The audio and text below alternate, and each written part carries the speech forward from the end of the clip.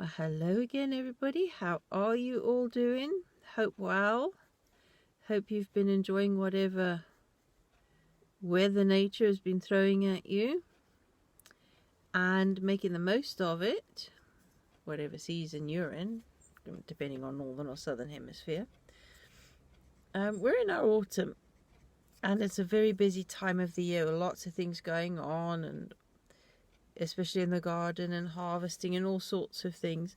But it's also a time, because of all this energy that happens at this time of the year, there's lots of things happening in our individual lives. This week being the third week of the month, because the first week is obviously the garden, the second week is crafts, the third week is make, do and mend. So this week, obviously, I did tell you last time with the last video that I had a make, do and mend project going on. And I did tell you before, long ago, about the 2 pairs of trousers that I wanted to turn into skirts.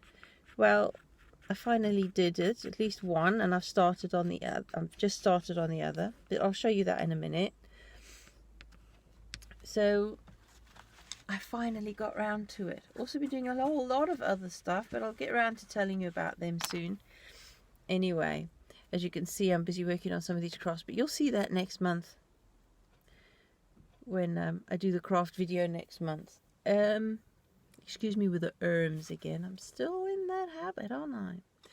But so for now, I'm done with the pair of trousers turned into a skirt, and what I'm doing with the others, and a few more of the make, do and mend things that we've been doing. This is the first skirt, finished and completed. Both great pairs, slightly different fabric, but same principle. I sewed in front and back this bit of fabric I had lying around, and it's done in such a way that it is literally just make, do and mend, because my sewing teacher, my home economics teacher from high school, would be absolutely disgusted.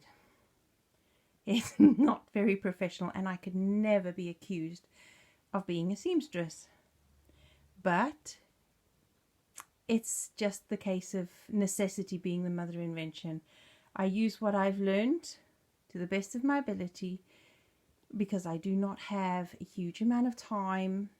I have the basics of space and facilities to do stuff, so I just do what I can. And I hope that's what you get out of this, is that you don't have to have a nice great big table. You don't have to have a sewing room or specific skills, even though the basics are essential, I suppose, on even how to use a sewing machine or how to do simple hand stitching. But you can get videos all over YouTube doing that. I won't do that. I don't do instruction videos, but I can share with you what I do. And even though it's not that professional, it's good enough. And of course, when you're making things out of other stuff, there's no such thing as a pattern. Anyway, so there's the top skirt with that fabric, and this is the other pair of trousers. I've cut them ready. I unpicked the seams on the insides of the legs, and then I cut the gussets so that it's almost a straight line to the almost just about 5 inches from the waistline. And then I laid the fabric underneath, and this fabric, unlike the other, I'm putting on the bias, which means the straight line is running diagonal, because it's a check fabric. But it makes for a nicer, flattering look anyway when you're doing something in a triangle shape. Then it just makes more sense to have, what do you call it? Not quite checkered patterns, but you know, this kind of fabric, it always makes it a nicer look on a skirt in a triangular shape when it's on the bias. See, at least one thing I can say that sounds like I know what I'm talking about. But anyway, so I've put the fabric underneath, and again, my sewing teacher would be shivering in her grave, although I doubt she's in her grave just yet. I don't even want to think what age she would be, because that was when I was in high school. It's a long time ago. But she would be absolutely livid because I haven't ironed the fabric, either of them. There's still creases in them. but I have hand ironed and straightened it. There's still one or two little creases, but they're not serious. I can straighten them out before I cut it.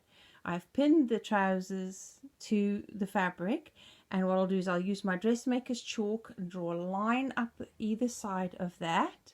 Then I'll move the trousers out the way and I'll add on 4 centimeters onto that line, and that line that I draw 4 centimeters further over is the line I will cut the fabric.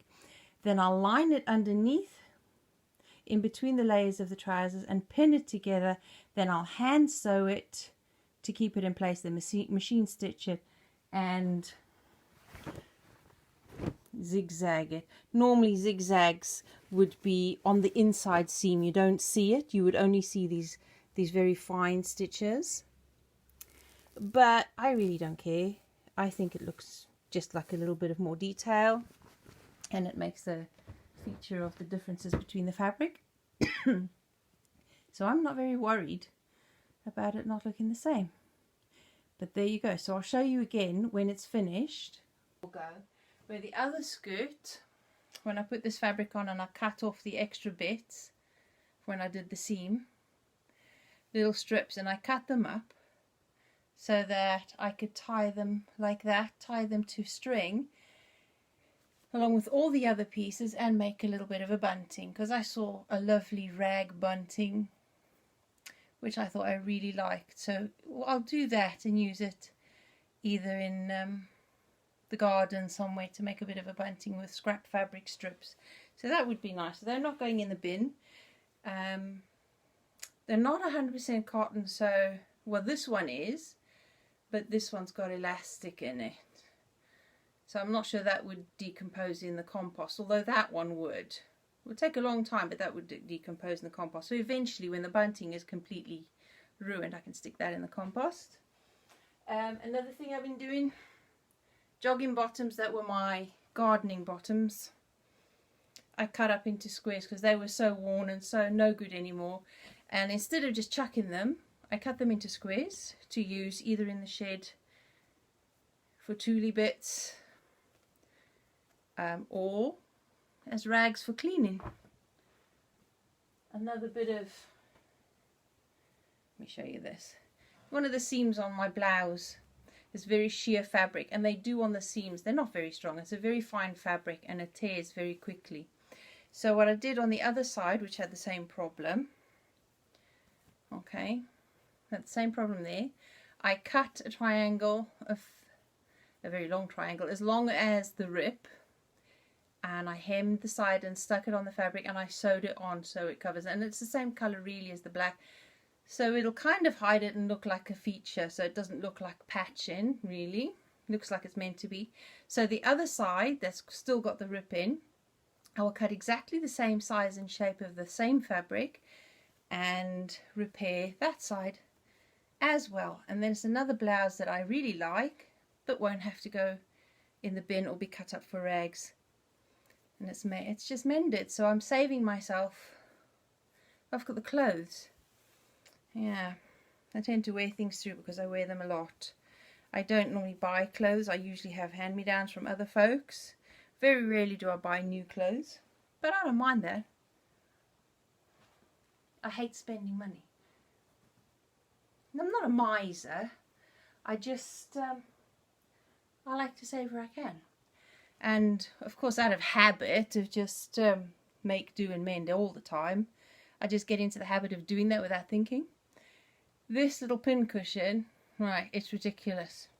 Out of desperation once, when the children, when they were little, kept knocking my pins over and they were going everywhere because I had them in the pin boxes.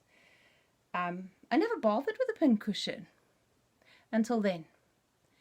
And out of desperation, because I didn't want to go out and buy one, I just stuffed some felt fabric inside of a piece of tights, nylon tights. And it's been working up to now, but after all these years, it's compacted and gone hard and not so good for the pins anymore. It could end up blunting them because it's not that good. So I told my daughter that I don't mind if my grandson buys me a pin cushion for Christmas. Something simple, necessary and very cheap. But there you go. So make do amend. I mean, the house is full of examples where we make do and mend.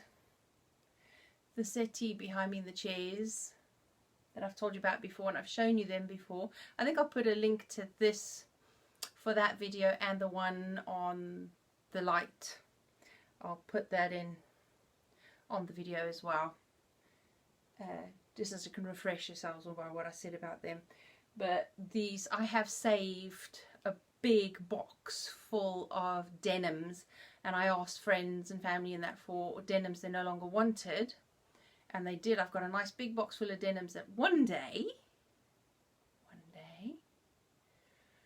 oh dear, one day I will be able to cut them up, ready to turn into covers for all these theme. If you haven't noticed, and I've mentioned that before as well, there's a theme in this house no matter where you look, and it's been totally subconscious.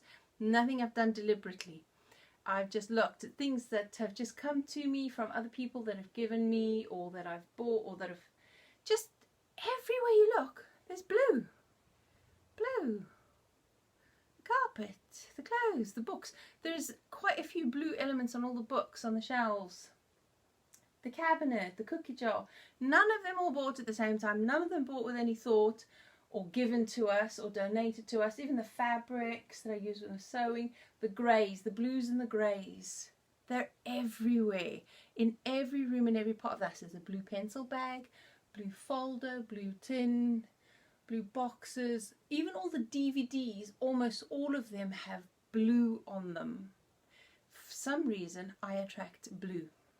Make, do and mend. That's a term I could almost wear out. I use it a lot.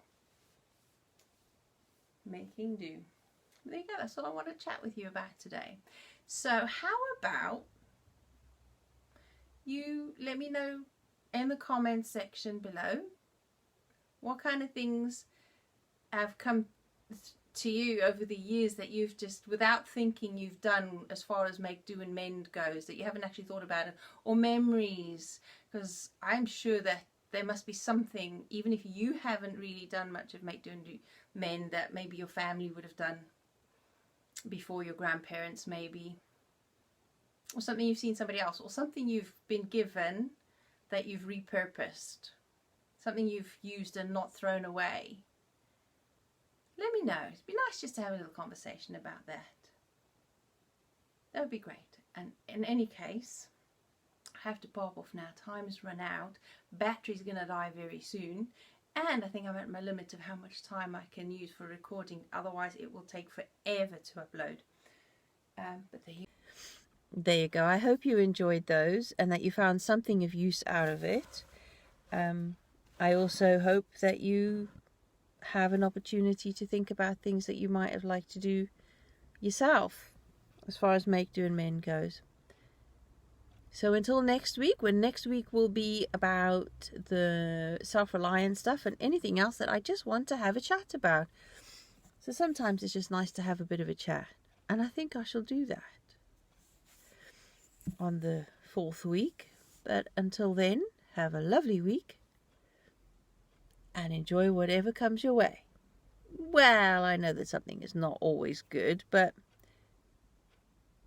find something good to be happy about. I'll speak to you again soon. Bye-bye.